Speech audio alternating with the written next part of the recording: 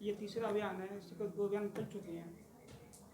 इसके लिए हमारे द्वारा टीम बनाकर कार्रवाई की जा रही है डेली और तक ही सीमित है ये अभियान? नहीं, ये आप सब लोगों से आप सही- का सहयोग भी इसी बात के लिए आपका लिया जा रहा है कि इसका प्रचार प्रसार जितना ज़्यादा करेंगे, लोगों में जागरूकता आएगी तो इस चीज़ पर प्रतिबंध लगेगा।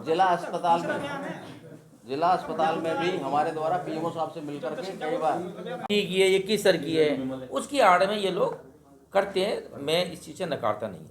कोई डाटा है ऐसा कि कितने ग्राम मुक्त हुए, कितने संस्थान मुक्त हुए तंबाकू से?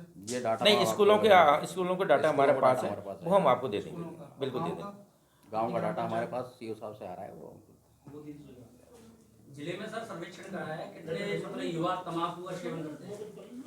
नहीं, ऐसा सर्वेक्षण हमारे पास नहीं, सर्वे का हमारे पास इस तरीके का नहीं है। अगर GYTS की बात की जाए 2019 में तो 8.4 से लेकर 9 के बीच में देश भर में छात्र जो 13 से 15 साल की उम्र के होते हैं वो सेवन करते हैं। इनकी शुरुआत वो करते हैं 10 वर्ष से। तो अपने यहाँ से कोई सर्वेक्षण नहीं क्यों नहीं कराया अभी तक?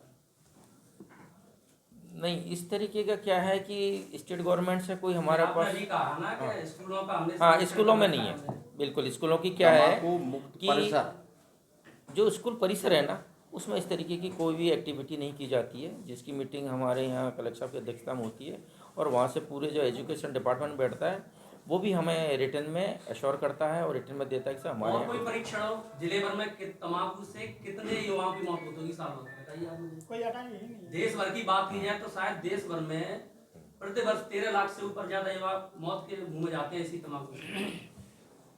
धौलपुर जिले की बात बताओ, धौलपुर जिले में कितने युवा ऐसे हैं, जिले एक साल की बता दो, कोई संख्या बताओ कि इतने लोग युवा जो है सेवन करने से नहीं रहे।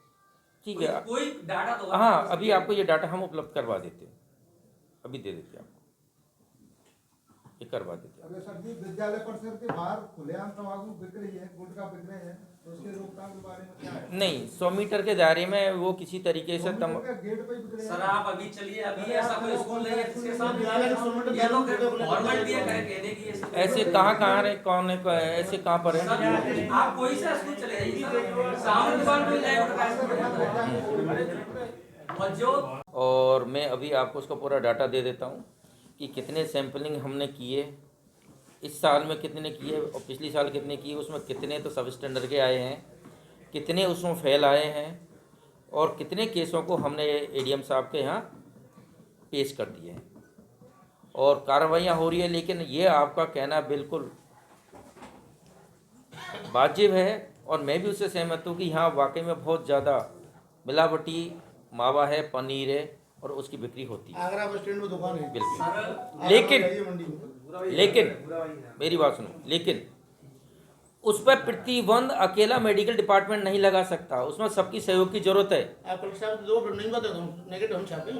नहीं, कलेक्टर साहब बराबर नाइट को भी कलेक्टर साहब जाते हैं, नाइट को हम भी जाते हैं, FSO भी जाते हैं, आपके पास न्यूज़ को आप लोग खबर भी निकालते हो।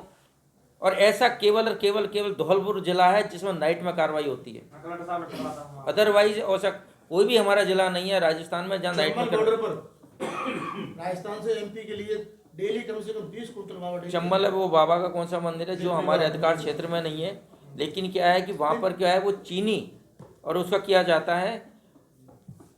हमारी भरसक कोशिश हमने की है और करते भी रहेंगे, लेकिन इस सब में सबका सहयोग अपेक्षित है। आपकी बात मान रही, सहमत हूँ। आप ये बताइए जो कैंपेन चल रहा है तो सरकारी उपक्रमों के लिए चल रहा है कि जिले भर में हर युवा के लिए है? हर युवा के लिए। तो सर पहले जितना भी सरकारी जो ऑफिस है दफ्तर वहां से शुरुआत कीजिए ना सर। युवा कितने वर्ष तक मानते हैं आप? आपको इसीलिए तो बुलाया है। नहीं तो सर युवा नहीं, मेरी बात सुनो आप कि आपको इसलिए बुलाया है कि आपके माध्यम से हम हमारी बात रखते हुए पब्लिक के सामने रखें, प्रचार प्रसार हो। भाई सरकारी आप अपने डिपार्टमेंट के लिए